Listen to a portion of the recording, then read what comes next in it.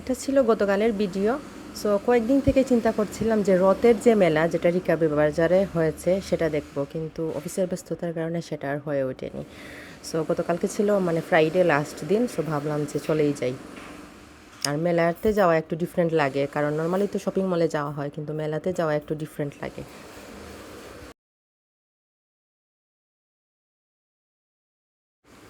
আমার বাসা থেকে বের হয়ে ডিরেক্ট কখনোই রিক্সা পাওয়া যায় না বা সিএনজি পাওয়া যায় না। সো 5 মিনিট হেঁটে যাওয়া লাগে। এখানে হচ্ছে রিক্সার স্ট্যান্ড, সিএনজি স্ট্যান্ড, সো সেখানে গিয়ে রিক্সা বা সিএনজি পাওয়া যায়।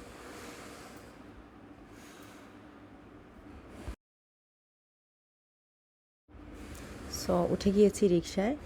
আর এটা হচ্ছে শিবগঞ্জের মেন রোডের ভিউটা। গতকালকে ফ্রাইডে ছিল, সো খুবই নিরিবিলি ছিল, গাড়িগুলো একেবারে ছিল না বললেই চলে। সো এরকম ফ্রি রোড দেখতে অনেক ভালো লাগে। আর যখন কনজেস্টেড থাকে গাড়ি বা রিক্সা, কার, এগুলো এটা একেবারে ভালো লাগে না।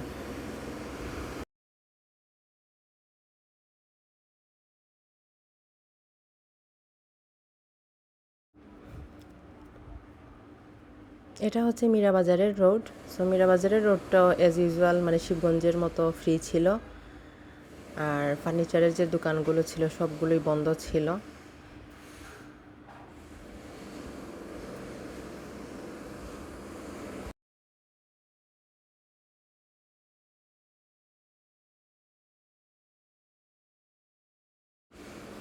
সো নায়ারপুল পয়েন্ট হয়ে আস্তে আস্তে সামনে আগাচ্ছিলাম।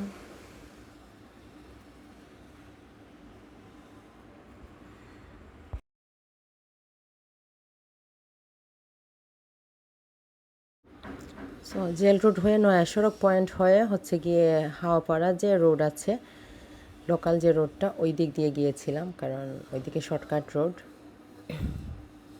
এটা হচ্ছে হাওয়াপাড়ার যে রোডটা।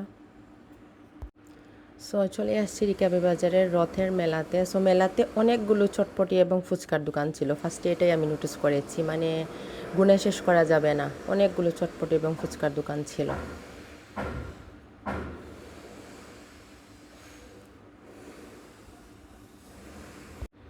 আর মানুষের যে ভিড় ছিল এটা বলে শেষ করার মতো ছিল না, এতই কনজেস্টেড ছিল, মানে এক পা ফেলার জন্য মনে হয় 5 মিনিট ওয়েট করতে হয়েছিল, এরকম অবস্থা ছিল। সো ভেতরে ঢুকলাম, ঢুকে প্রথমেই আমি একটু ফ্যাসিনেটেড হচ্ছে গিয়ে জুয়েলারির জন্য। সো দেখে নিচ্ছিলাম যে জুয়েলারি আইটেম কী কী আছে, বিশেষ করে কানের রিং, তারপরে হাতের ব্রেসলেট, এগুলো। সো এখানে একটা দোকানে দেখতে পেলাম আছে। সো এই যে দোকানটা, স্টলটা, এই স্টল থেকে আমি দুইটা ব্রেসলেট কিনেছি, একটা হচ্ছে আমার জন্য আর একটা হচ্ছে আমার বোনের জন্য।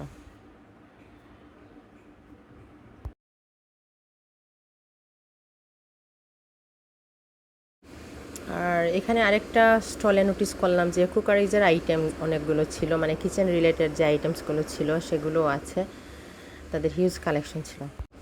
এটা হচ্ছে আরেকটা জুয়েলারির দোকান স্টল। সো এই স্টলটা দেখলাম এত বেশি কালেকশন নাই। সো এখান থেকে জাস্ট আমার আম্মু, খালা এবং বোনের জন্য চুলের যে ব্যান্ড, যে রাবার ব্যান্ড, এগুলো কিনেছি।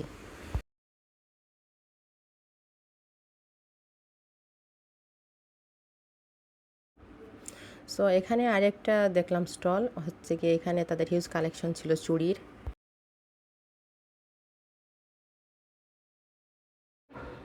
আর তারপরে এইখানে আরেকটা স্টল, এখান থেকে আমি 2 জোড়া কানের রিং নিয়েছি, খুবই ছোট।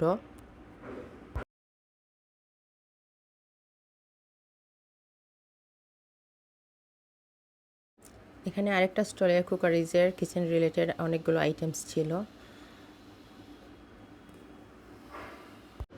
এখানে একটা স্টলে হচ্ছে তাদের গার্মেন্টসের যে কাপড়ের স্টল ছিল, তবে মেলা থেকে কখনোই আমি কাপড় কিনা প্রেফার করি না।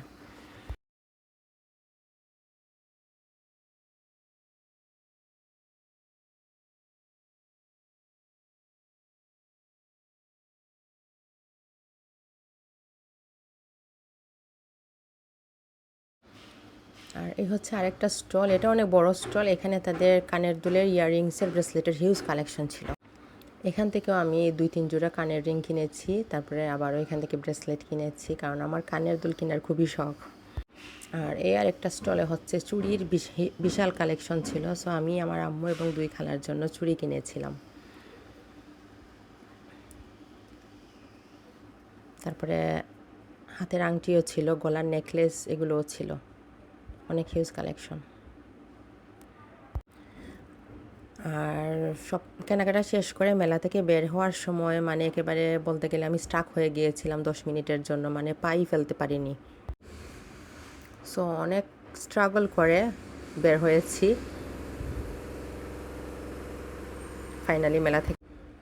সো ফাইনালি উঠে গিয়েছি সিএনজিতে বাসায় যাওয়ার জন্য। সো এখানেও আরও প্রায় 15-20 মিনিট ওয়েট করতে হয়েছিল, সিএনজিটা দাঁড়িয়েই ছিল, আগাতেই পারছিল না মানুষের ভিড়ের জন্য আর গাড়ির ভিড়ের জন্য।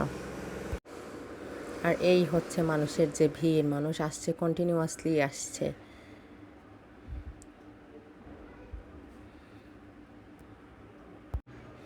সো যারা এতক্ষণ আমার ভিডিওটি দেখেছেন তাদেরকে অসংখ্য ধন্যবাদ। আর যদি আমার ভিডিওগুলো ভালো লাগে থাকে তাহলে চাইলে আমার চ্যানেলটি সাবস্ক্রাইব করতে পারেন।